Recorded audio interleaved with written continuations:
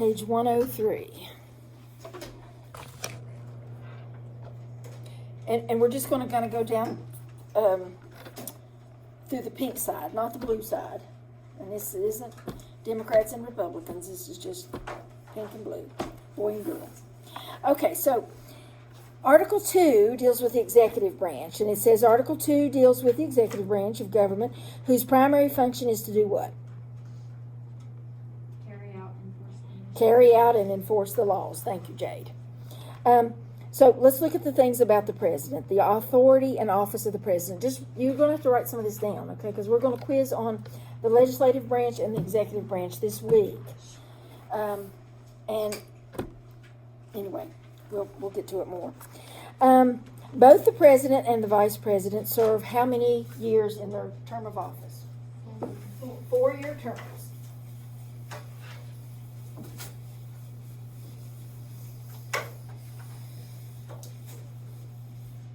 Okay, so you just basically need that. 4-year terms.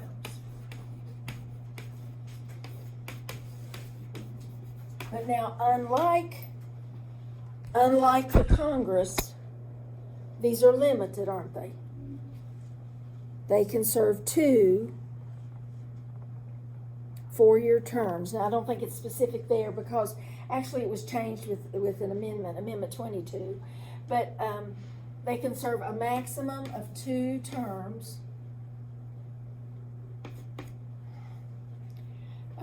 Possible, anyway. The 4-year term strikes a balance by allowing enough time for the president to act with firmness and a level of independence while hindering any office holder from accumulating too much power. There's been some talk about trying to change this to, instead of allowing them to have 2 4-year terms, to just give the president 1 6-year term. What would be the benefit if they did something like that? Or what would be the problem if they did something like that? What's been going on for the past 2.5, 3 years in President Trump's administration? Other than impeachment and all that other stuff, he's been basically trying to run for office again. I mean, for a good year anyway, he's been out there campaigning. Okay, if they had 1 term, 6 years, they wouldn't have to campaign. They just do their job and just stay focused on that. Wouldn't that be a good thing? Well, I mean, that's one of the positives, I think, of it, is that they wouldn't have to campaign. But then again, a 6-year term, if you get a president in there that is really harmful to the country, then do you want them there for 6 years? You can impeach them, though. Well, not if you didn't have cause. You have to have cause, you have to have a reason, they have to have broken the law. Under normal situations, the other side doesn't try to make up stuff. They actually have to come up with a real thing. Yes, they do. Well, but anyway, so I don't know. But you may see this in your lifetime. You may see this change. I mean, or at least be discussed as a change. Okay, the Electoral College is what chooses the president. You guys already know that. And they're going to meet this year, December 14th.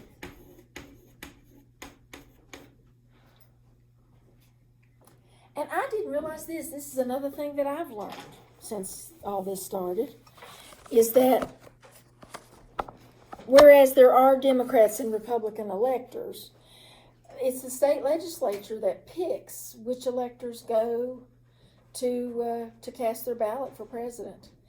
And so, I mean, as some people are saying that, and I don't know if this would happen or not. I really don't want it to happen unless, for some reason, it would be just and fair. But in some of the contested states, they're led by Republican legislatures. So therefore, would they choose the Republican electors to go and vote for the president? Don't know. We'll just have to wait and see. We're really in a funny place in American history. I mean, this is, if nothing else, this election of Donald Trump and Joe Biden is making history.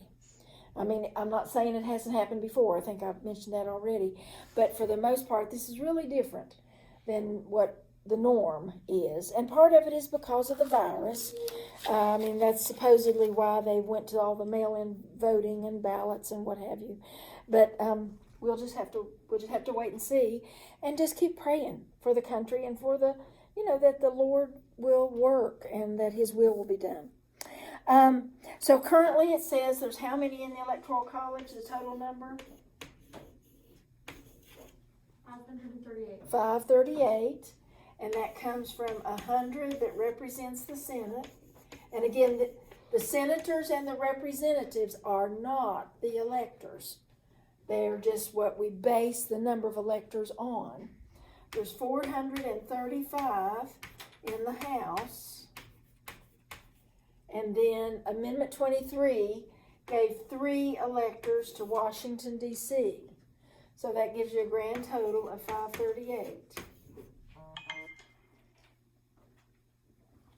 And of course, half of that is 270. Half plus 1 is 270, which is a simple majority, which is how the president is chosen. And it goes on to say the electors who participate in the electoral process are usually what? Read with me. The middle of the paragraph, it says Electoral College. Say what, Jayla? Usually prominent party. Yeah, they're usually prominent party members, and each usually pledges his vote to the candidate properly elected by his state.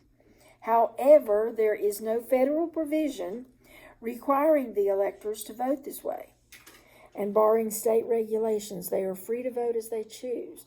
So technically, I mean, there again, there's all kinds of loopholes here that we might see some issues. I don't know. Okay, the Senate and the House of Representatives do what in counting the electoral votes? Oversee. They're supposed to oversee it. If no candidate receives a majority of the votes, who chooses? House of Representatives. And each state receives 1 vote. And that also kind of goes back to what I was saying earlier. Just because there's more Democrats in the House of Representatives right now, the way the Electoral College would be chosen, the way the Congress would choose it if it goes there, is 1 state, 1 vote. So West Virginia counts as 1, California counts as 1, Texas counts as 1, and so you may have, of course, like in West Virginia, we have 3 Republican representatives in the House of Representatives. We have 1 Republican senator and 1 Democratic senator. But the Senate's out of this. The Senate would get to choose the vice president, but not the president. But it would be the 3 Republican representatives that would have to come to an agreement on who to vote West Virginia for if Congress, if the House of Representatives had to choose the president. So that wouldn't be a problem then in West Virginia. 3 Republicans, they're obviously going to pick the Republican, plus our state went Republican. But you take California. Now they're divided up. I don't know the exact division, but they have some Democrats and some Republicans. They will have to come together and they'll have to come to an agreement on which one they're going to pick. And it'll probably be whichever one is dominant, but it may not go Democratic, it may go Republican. So we'll just have to wait and see. Well, just all that will be up in the air and to wait and see. Okay, so go on down. Under each circumstance, the Senate must choose a vice president. The House made a presidential choice in 2 elections. Thomas Jefferson's election, 1800, and in 1824. The Senate chose the vice president for the 1836 election. And it says other details of this procedure were replaced by Amendment 22. But we'll get to that when we do amendments. Okay, what are the requirements then for the president? Congress determines the time for the president's election. Election day is the first Tuesday after the first Monday in November. And the electors meet in mid-December to cast their votes. I think the Constitution literally says the first Monday after the second Wednesday in December, but I think they've kind of changed that around a little bit. But what are the requirements then to be a president? President must be, what does it say? Read with me. Hello. Natural born citizen. Has to be how old? 35. And he has to have been a resident of the United States for how long? 14 years. As if they were a natural born citizen. Okay, so well, they could like be born in the U.S. and live here, and then they could like move to Italy for 20 years, but then they can't run for office until they've been back here for 14. Until they're 34. Until they've moved back here and lived here for 14 years. But this usually pertains to someone like, say you were born to missionary parents in China, and both of your parents were American citizens. Well, you may have been born in China, but if both of your parents are American citizens, then you're an American citizen. Okay, so you could have lived all your life in China, but to run for president, you'd have to come back here and live here for 14 years. So, but it could be the scenario like you said, Ariel. It could be like you've lived here, you're born here, you moved away, and then you come back, and then that you just have to be here for 14 years before you can run for a president.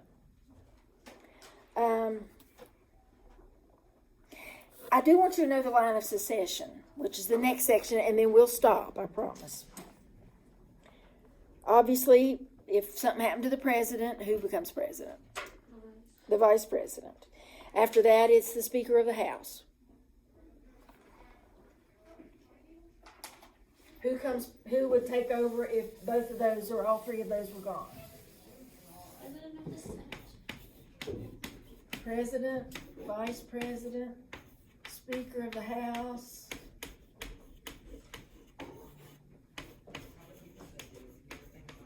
President pro tem of the Senate, right? Yeah. Why does the House, if the Senate's supposedly the intellectuals of the country, why does the Speaker of the House come before the? Because the vice president is the president of the Senate. Oh. He has two titles. I mean, because basically if there's a vote in the Senate and you need a tiebreaker, the vice president is the one that steps in and breaks the tie. So really you've got the president, the vice president, but again, the vice president is the president of the Senate, the Speaker of the House, President pro tem, and then who's next? Cabinet members. Yep, then it goes down through all the cabinet members, and it ranks in order as to when they were created. So it'd be Secretary of State, Secretary of Treasury, Secretary of Defense, Attorney General. Those were the first four of Washington's, and then you go on down through all the rest of them. And then even if that was all wiped out, then the last one will be the 9 Supreme Court justices. Any of you watch Designated Survivor? Yeah, that's kind of a cool thing because that kind of goes with this idea as to who becomes president. Okay. Tonight, just finish reading that section on the president because I do want a quiz before we break for Thanksgiving. Quiz on the executive and the legislative. Yeah, we won't have class on Friday. So quiz probably on Thursday. We'll have to do this on Thursday. Usually I Okay, you guys can go.